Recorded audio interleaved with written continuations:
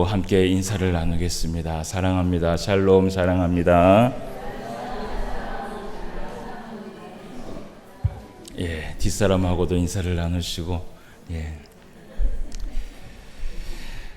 오늘 말씀을 함께 또 보도록 하겠습니다. 우리가 성경을 살펴보면서 성경 안에 많은 인물들을 우리가 보게 됩니다. 그 많은 인물들을 살펴볼 때에 하나님께서 기뻐하시고, 그리고 하나님께서 사랑하시고, 그리고 하나님께서 특별히 복을 주시고자 하는 사람을 우리는 성경을 통해서 만나게 됩니다. 그러면 그 사람들이 어떻게 하나님께서 그렇게 기뻐하는 삶을 살아가고, 그리고 어떤 삶을 살아가기에 하나님께서 그들을 사랑하시고, 그리고 어떤 인생을 살기에 하나님께서 그들에게 복을 주시는가, 우리는 그것을 항상 캐치하면서 말씀을 보아야 할 줄 믿습니다. 그 중에서 아주 대표적인 인물을 든다면 아마 다윗이 아닌가, 그런 생각을 하게 됩니다.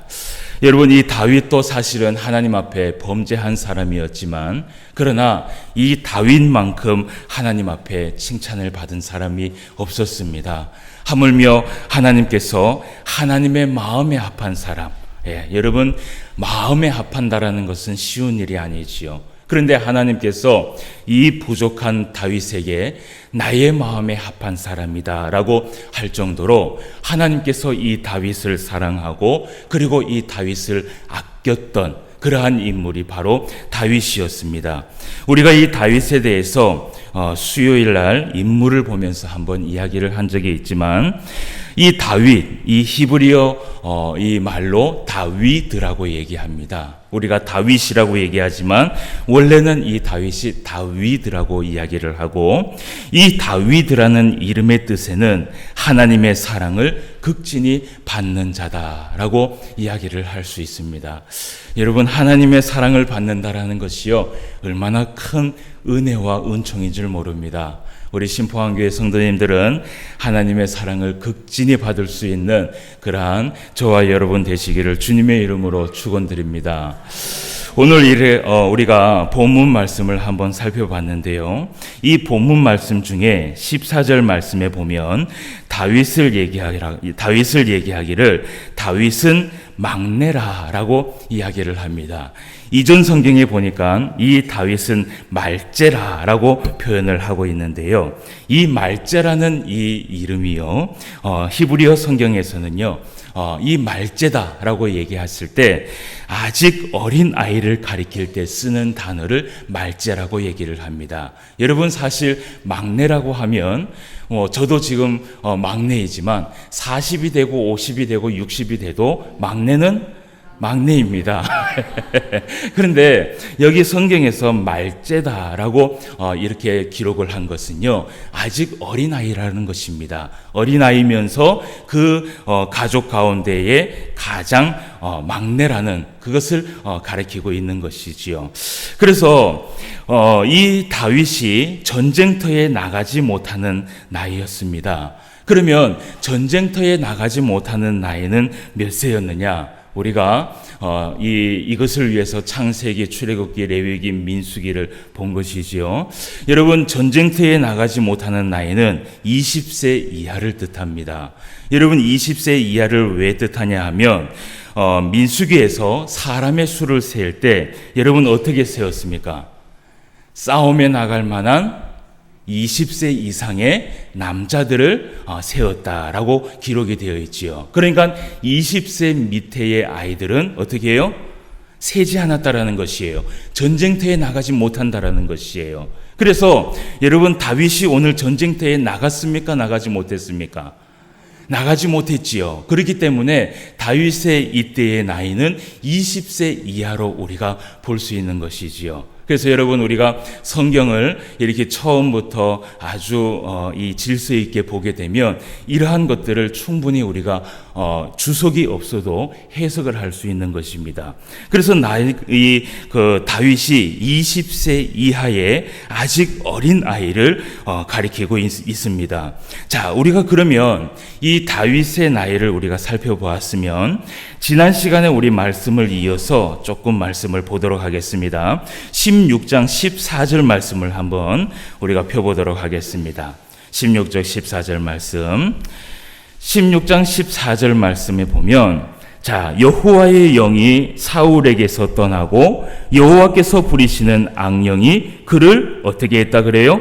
번뇌하게 한지라라고 이야기를 하고 있습니다. 오늘 말씀해 보니까 여호와의 영이 사울에게서 어떻게 했다 그래요? 떠났다라고 이야기를 합니다. 여러분, 이 여호와의 영, 이전 성경에서는 여호와의 신이라고 이야기를 하는데 이 말은 뭐냐면요, 사울 왕에게 임했던 그 성령, 하나님의 그 성령이 떠났다라는 것이지요. 여러분, 때로는 이 구약 성경에서 우리에게 이야기하고 있지는 않지만 그러나 존재하고 있는 것이 있습니다. 그것이 뭐냐면요, 때로는 이 구약 성경에서 이야기하지 않는 것이 성령을 잘 이야기하지 않습니다. 그리고 귀신의 존재를 잘 이야기하지 않습니다. 그러나 여러분, 우리가 이 구약 성경을 읽을 때 항상 기억해야 할 것은 그 가운데의 역사 가운데에서도 성령 하나님은 계셨습니까? 안 계셨습니까? 계셨습니다. 창세기에 성부, 성자, 성령 하나님께서 인간을 만들 때 함께 그렇게 이야기를 하셨던 것을 우리는 봅니다. 그래서 여러분, 성경에서 성령님이 나타나지 않았다고 해서 여러분 신약 성경에만 성령님이 계시느냐, 신약 성경에만 성령의 역사가 있느냐, 절대로 그렇지 않습니다. 여러분, 우리가 성경을 볼 때에 한 곳에 치우쳐서 그렇게 보게 되면 우리가 그런 오류를 범하게 됩니다. 그래서 이 오순절의 사건을 가지고 있던 그 성령의 역사를 표현한 그러한 신학자들은 구약 성경에서는 성령이 없었다라고 이야기를 합니다. 여러분, 그것은 잘못된 것이지요. 구약 성경에서도 성령 하나님께서 계셨습니다. 그래서 이 사울 왕에게 하나님의 성령이 임했었어요. 임해서 하나님의 말씀에 순종하게 하고, 그리고 그 하나님의 말씀대로 살아가게 하고, 이 사울 왕의 그 양심에 항상 성령 하나님께서 말씀으로 살아가도록 그렇게 인도를 해 주셨던 것이지요. 그런데 자꾸 이 성령 하나님께서 말씀으로 살아가도록 권면하고 말씀에 살아가도록 인도를 했지만 이 사울이 그 말씀을 어떻게 해요? 버려버렸습니다. 하나님의 말씀대로 살지 않았습니다. 그렇게 되자 하나님께서 이 사울 왕에 있는 하나님께서 이 사울 왕을 버리게 되고 그 사울 왕 안에 있는 성령이 어떻게 해요? 떠나게 됩니다. 여러분, 그러면서 이 여호와의 신, 곧 성령이 이 사울 왕에서 떠나게 되면서 그 성령이 있었던 그 집이요, 빈집으로 그냥 있었느냐? 그냥 빈집으로 남아 있었지 않았습니다. 여러분, 이 성령 하나님께서 이 떠나시는 그 자리에요, 우리가 가만히 그곳을 놔두면요, 그곳에는요 항상 악령이 들어오게 되어 있어요. 우리는요 이 영혼에요, 하나님의 영 아니면 어떤 영? 귀신의 영, 악령이 들어와서 살도록 그렇게 되어 있습니다. 그래서 여러분, 우리는요 항상 이 성령을 쫓아서 살아가라고 이야기하지 않습니까? 그래서 우리의 마음에 이 영을 성령 하나님께서 지배하도록 항상 우리는 말씀에 이 은혜를 받고 말씀을 깨우치고 말씀을 계속해서 우리가 먹으면서 살아가야 되는 것이지요. 그런데 오늘 이렇게 이 사울 왕 안에 있는 성령이 떠나게 되자 여러분, 빛이 없어지면요 곧 어둠이 찾아오는 것처럼 하나님의 영이 떠난 자리에 이 성령의 이 사울의 이 영 안에 악령이 들어와서 살게 되는 것을 여러분 보게 됩니다. 그리고 이 악령이 들어와서 어떻게 되는가? 오늘 14절 말씀에 보니까 뭐라고 얘기하냐면 여호와의 부리신 악신이 그를 어떻게 했다 그래요? 번뇌케 했다라고 이야기를 합니다. 여러분, 항상 악령은요, 우리의 마음에 들어오면 우리를 번뇌케 합니다. 우리를 힘들게 하고요, 우리의 마음에 어렵게 하고 항상 우리를요 속시끄럽게 합니다. 여러분, 우리가 이 살면서 이런 말을 많이 하죠. 아이고, 속이 시끄럽다 라고 얘기를 하지요. 여러분, 이것이 누가 주는 것이냐? 바로 악령이 주는 것입니다. 여러분, 이 번뇌라는 것이요, 히브리어로 바하트라고 얘기합니다. 이 히브리어로 바하트라는 이 단어가 뭐냐면 괴롭게 하다, 그리고 두렵게 하다, 그리고 놀라게 하다, 그리고 불안하게 하다라는 이름의 뜻이 있습니다. 여러분, 한번 생각해 보십시오. 이 악령이 우리에게 들어와서 우리를 번뇌케 하면 우리를요 괴롭게 합니다. 그 생각과 생각이 꼬리를 물어서 우리를 괴롭게 하고요, 그리고 우리를 두렵게 합니다. 그 생각들은 우리를 두렵게 하고 놀라게 하고 우리를 어렵게 만듭니다. 그리고 제일 이 악령이 우리를 힘들게 하는 게 무엇이냐? 바로 우리의 마음속에 들어와서 우리의 생각을 통하여서 우리에게 불안하게 만든다라는 것입니다. 여러분, 우리가 이 마음의 우울증을 왜 품고 살아가느냐 하면요, 바로 이 불안함 때문입니다.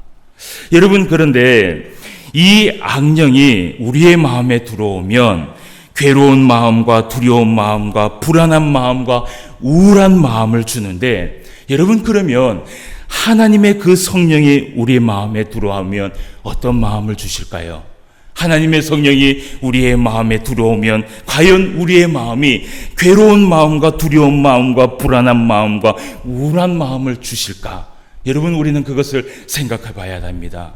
여러분, 하나님께서 성령 하나님이 우리의 마음에 들어오면 우리의 마음에 제일 먼저 찬양하는 마음을 주십니다. 그리고 기뻐하는 마음을 주시고 감사하는 마음을 주십니다. 그리고 늘 평안한 마음을 하나님께서 우리에게 베풀어 주십니다. 그리고 이 하나님의 성령의 마음을 우리가 받으면 항상 하나님 앞에 감사하며 안정된 마음을 가지고 살아가게 되는 것이지요. 여러분, 우리 마음에 지금 성령 하나님의 마음이 자리하고 있는지 혹은 악령의 마음이 자리하고 있는지 우리는 생각을 해봐야 됩니다. 여러분, 불교에 가면요, 불교의 가르침에 무엇을 얘기하냐면 108번뇌라는 것이 있습니다.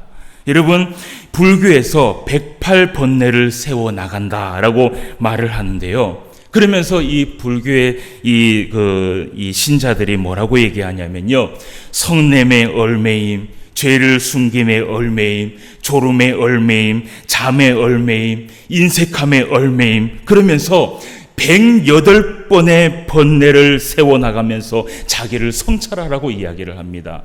여러분, 그것은요 악령이 주는 마음인 것을 여러분 기억하셔야 됩니다.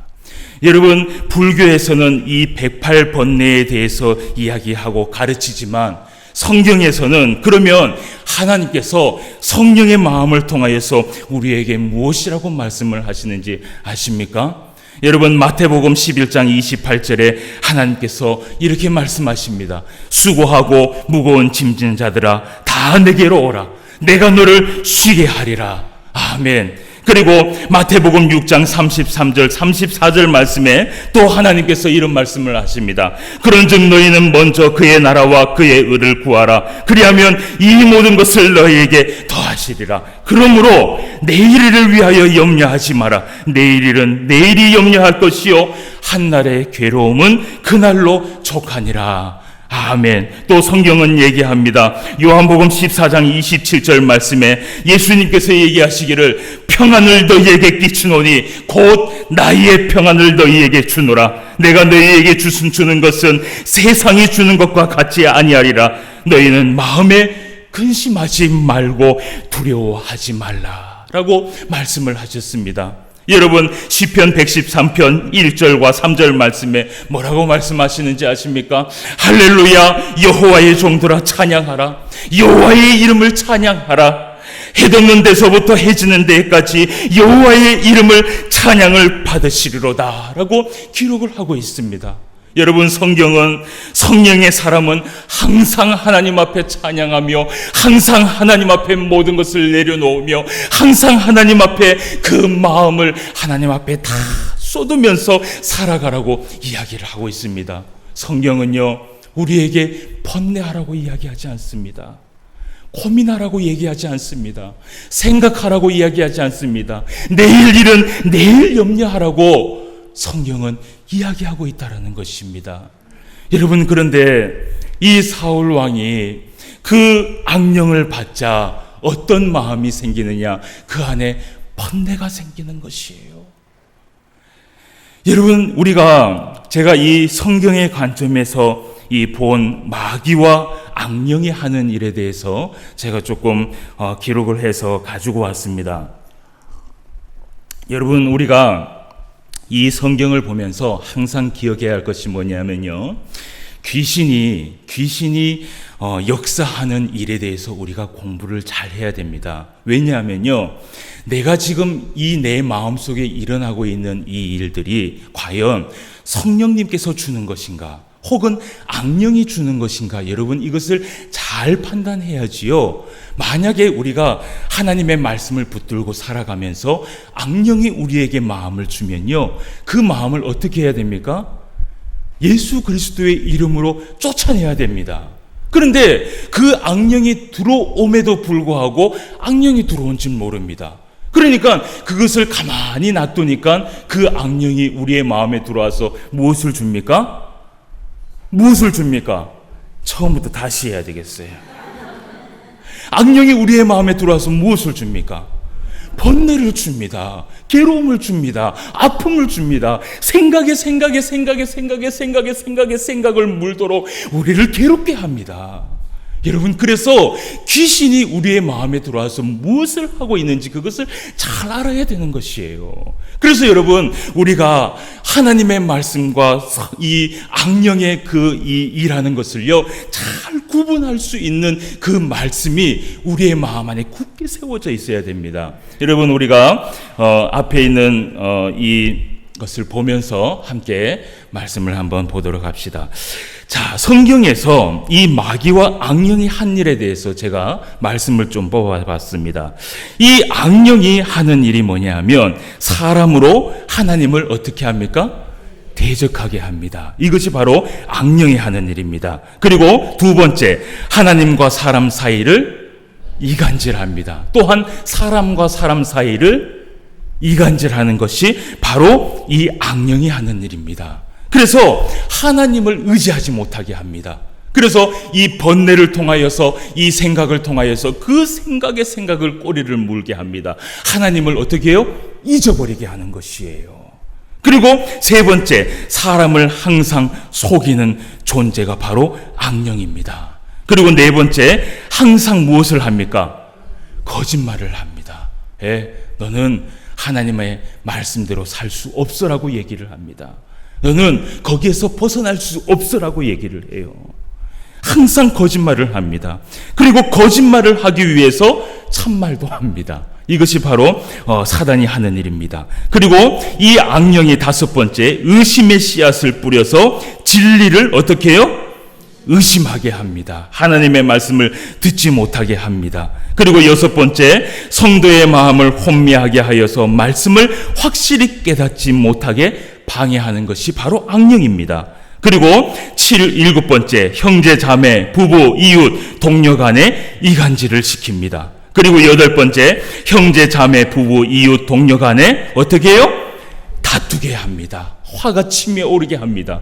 그래서 결국은 다투면은 있잖아요. 그때는 누가 이기는 것이에요?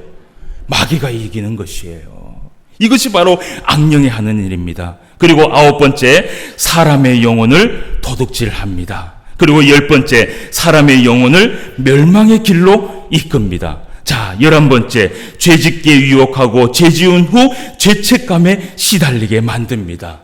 여러분, 25번째까지 있습니다. 12번째, 욕심과 탐심을 불러일으킵니다. 에덴 동산의 아담과 하와는요, 부족함이 없었어요. 그런데 그 부족함이 없는 그 아담과 하와에게요, 무엇을 불러일으켰어요? 욕심과 탐심을 불러일으켰어요. 그래서 타락하게 만들었지요. 자, 13번째, 헛된 생각을 집어넣어서 선한 생각을 못하게 합니다. 하나님의 생각을 하지 못하게 해요.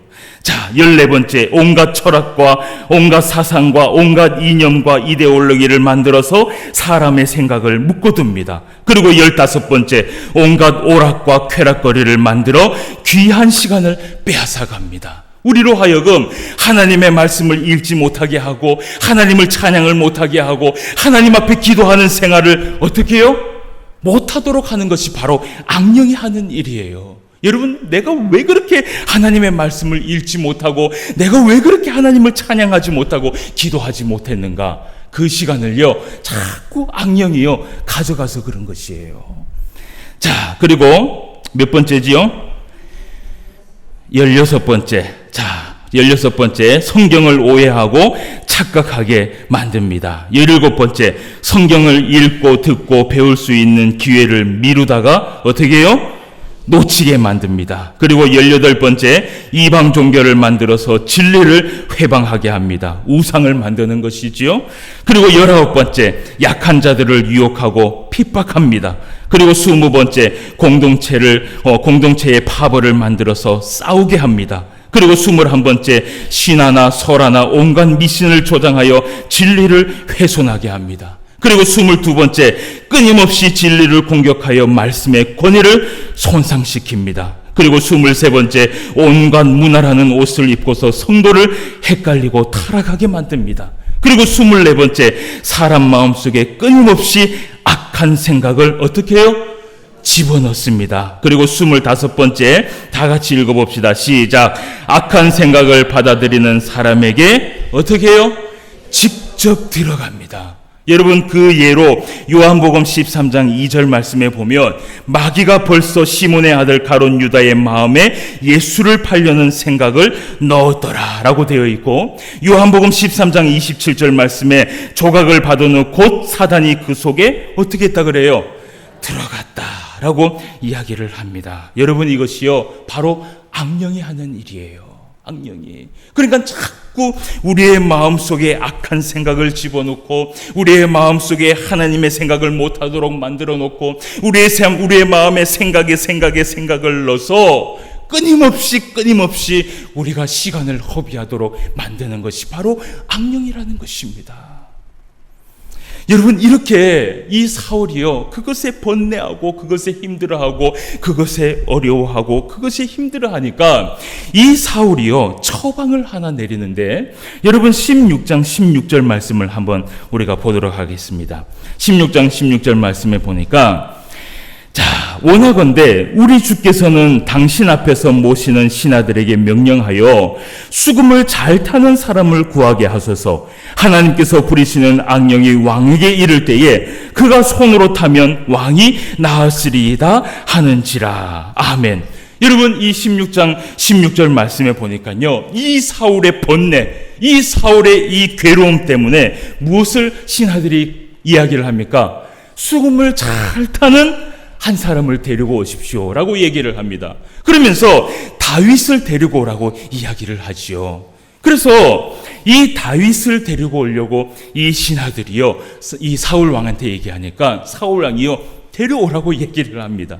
너무 힘들고 너무 어려우니까, 너무 번뇌하니까 수금을 잘 타는, 하나님 앞에 찬양을 잘 부르는 그 다윗을 데리고 와서 나를 좀 힘들게 하는 이 나를 좀 살려달라라고 그렇게 얘기를 합니다. 그래서 여러분 16절 18절 말씀을 한번 보도록 하겠습니다. 16절 18절. 자, 소년 중 한 사람이 대답하여 이르되 내가 베들레헴 사람 이새의 아들을 본즉 수금을 잘 탈 줄 알고 용기와 무용과 구변이 있는 준수한 자라. 여호와께서 그와 어떻게 했다 그래요? 함께 계시더이다 라고 이야기를 합니다. 그래서 여러분, 이 사울이 힘들고 이 사울이 악령 때문에 번뇌했을 때 찾은 것이 무엇이냐? 수금을 잘 타는, 여러분 수금을 탄다라는 것은요, 하나님 앞에요 찬양으로 연주를 잘한다라는 것이에요. 그 연주를 잘하는 소년 다윗을 데리고 오라고 얘기하는데요, 그 소년은요, 다윗은요 어떤 사람이었느냐, 오늘 말씀해 보니까 하나님 앞에 수금으로 연주를, 하나님 앞에 찬양을 잘하는 사람이었고, 그리고 이 다윗은 용기가 있다라고 얘기합니다. 그리고 또 세 번째로 무용이 있다라고 얘기해요. 여러분, 이 무용이요, 우리가 생각하는 이 무용이 아니라, 용감하다라는 것이에요. 용기가 있고 용감하고, 그리고 구변이 있다라는 것입니다. 이 말에 현명한 말을 잘한다라는 것이에요. 그런데 이 소년 다윗이 제일 중요한 것이 뭐냐, 여호와께서 그와 함께 계시더이다라고 이야기를 합니다. 그래서 이 다윗을 데리고 와서 이 사울이요 번뇌할 때마다 이 다윗에게 뭘 하라고 합니까? 수금을 켜라고 합니다. 그런데 그 수금을 켤 때마다 이 사울의 그 번뇌와 사울 안에 있는 이 악령이 어떻게 될까요? 어떻게 될까요? 떠나가 버리는 것이에요. 할렐루야. 하나님을 찬양하고 하나님 앞에 영광을 돌리며 하나님 앞에 이 악기 연주를 하면서 하나님 앞에 연주를 할 때 이 악령이 떠나더라는 것이에요. 여러분, 16장 23절 말씀을 우리가 다 같이 읽어봅시다. 하나님께서 부리시는 악령이 사울에게 이를 때에 다윗이 수금을 들고 와서 손으로 탄즉 사울이 상쾌하게 낫고 악령이 그에게서 떠나더라 라고 이야기를 합니다. 여러분, 여기에서 제가 한 가지 물어보고자 합니다. 여러분, 그렇다면 이 다윗이라는 이 소년이요, 사실 20살도 안 된 정말 어린 소년입니다. 그런데 이 어린 소년이 처음부터 수금으로 찬양의 연주를 잘 하였는가? 여러분, 그렇지 않습니다. 이 다윗이 처음부터 용기가 있었고, 처음부터 용감했고, 처음부터 말을 현명하게 잘 하였는가? 여러분, 그렇지 않습니다. 성경은요, 다윗이 이것을 처음부터 잘했는 영재라고 이야기하지 않아요. 그런데 여러분, 이 다윗이요, 어떻게 이렇게 이 수금을 잘 타고 하나님 앞에 용기가 있고 용감하고 구변이 있고 하나님과 함께하는 삶을 살았을까? 사랑하는 성도 여러분, 말씀을 제가 맺으려고 합니다. 다윗이 가는 곳에는 악령이 떠나갔고, 다윗이 가는 곳에는 찬양이 있었고, 다윗이 가는 곳에는 감사와 기쁨이 있었고, 다윗이 가는 곳에는 하나님이 주시는 세상이 이길 만한 용기와 용감함과 현명함이 있었습니다. 그리고 그 소년 다윗은 아무도 못한다고 말하며 주저할 때 여호와의 힘을 얻어 골리앗을 넘어뜨렸던 사람이 바로 다윗이었습니다. 여러분, 다윗이 처음부터 이런 능력이 있었을까요? 그것은 아닙니다. 여러분, 우리가 이 말씀을 보면서 이렇게 생각할 수 있습니다. 다윗이기 때문에 이렇게 살 수 있었다. 다윗이기 때문에 수금을 잘 탔고, 다윗이기 때문에 용기가 있었고, 다윗이기 때문에 용감했고 구변이 있을 수 있다라고 얘기할 수 있습니다. 여러분, 그렇지만 그것은 잘못된 판단입니다. 다윗이기 때문에 그런 것은 아니었습니다. 다윗은 하나님과 함께 하고 있었던 사람이었습니다.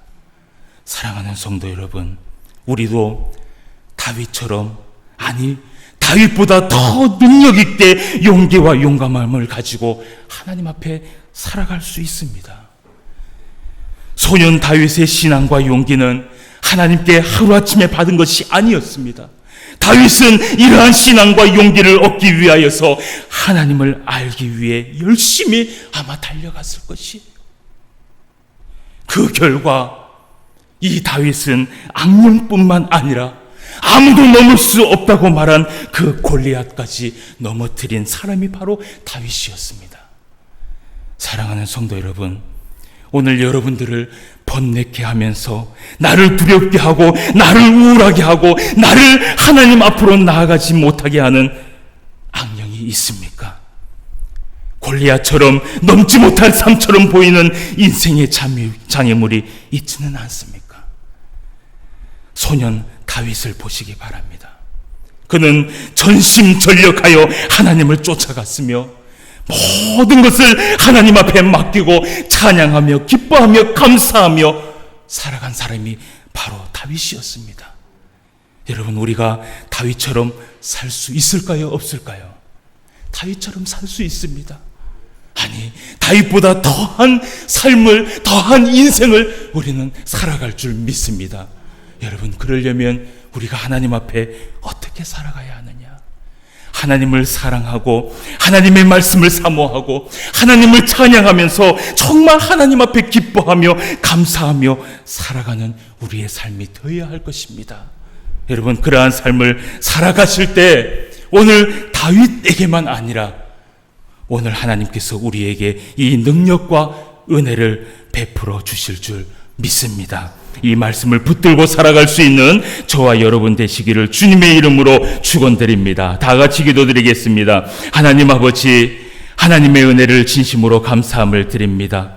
오늘도 우리를 하나님의 자리에 인도하시고 또 하나님을 찬양하며 하나님 앞에 영광을 돌리며 하나님 앞에 경배할 수 있도록 허락하여 주심을 감사함을 드립니다.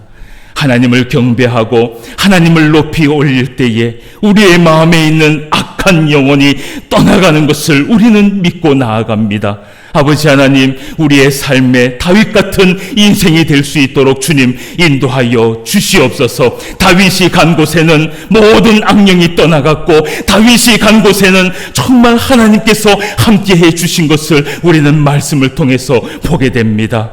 아버지 하나님, 우리가 가는 곳마다 그 곳에 하나님을 찬양하며 하나님 앞에 영광을 돌릴 수 있도록 주님 인도하여 주시옵시고, 그리하여서 모든 악령이 떠나가고 모든 번뇌가 떠나가고 오직 하나님의 성령만 가득할 수 있는 우리의 인생이 될 수 있도록 인도하여 주시옵소서. 오늘도 아버지 하나님, 우리에게 은혜와 은총을 베풀어 주시옵시고 세상의 그 많은 괴로움들이 우리를 억누르고 짓누를 때마다 우리가 하나님을 찾고 하나님 앞에 영광을 돌리며 우리의 마음 안에 찬양으로 가득할 수 있는 우리 영혼이 될 수 있도록 인도하여 주시옵소서. 그리하여서 소년 다윗이 받은 은혜를 우리도 받으며 그것을 누리며 살아갈 수 있는 하나님의 사람들이 다 될 수 있도록 인도하여 주시옵소서. 예수님의 이름으로 기도드리옵나이다. 아멘.